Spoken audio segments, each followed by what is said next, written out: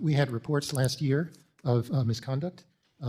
We, at my initiative, engaged an independent third party who undertook a detailed review that indeed found serious issues at the agency, made a series of recommendations, which we are now in the process of implementing. Has anyone been fired?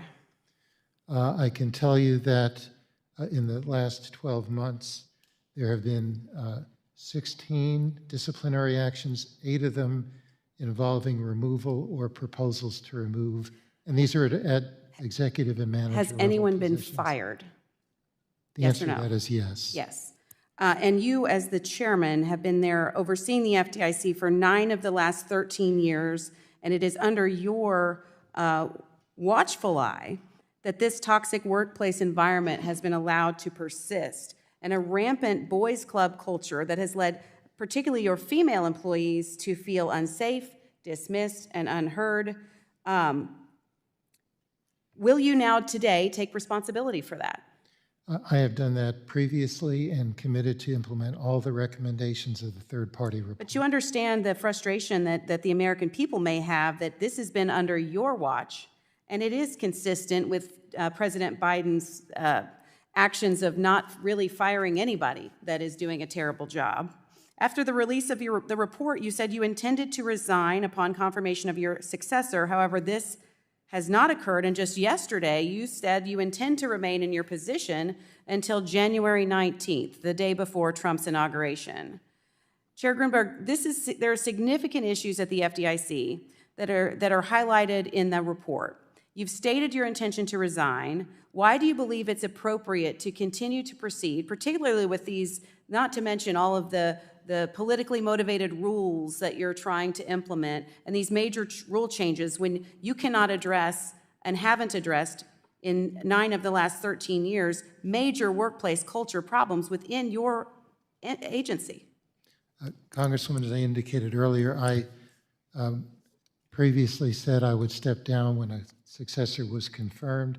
When it became clear that that's unlikely to happen, I indicated that I would step down at the end of the president's term. The report also suggests that your employees don't feel they're taken seriously, and you being here today, I can see why.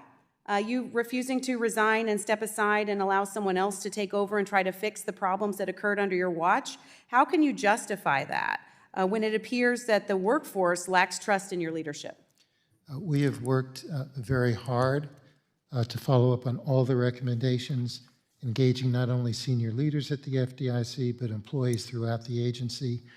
We believe we're making significant progress in implementing those recommendations, and I detail a good number of them in the appendix to my testimony. I really wish that your employees were here to testify before us so they could speak up and have a voice, because I really don't feel like as the leader of this organization that you're giving them a voice with the opportunity to testify here today. I think it's just more of the same.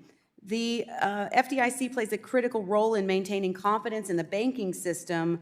However, the toxic culture that has been allowed to persist under your leadership undermines the public trust and industry trust in your ability to follow through on your core mission.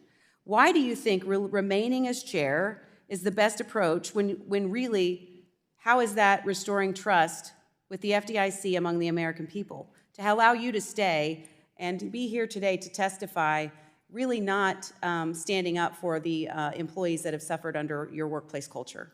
We have committed, and our board has been working cooperatively to implement all the recommendations in the third-party report. How many of those have been implemented so far?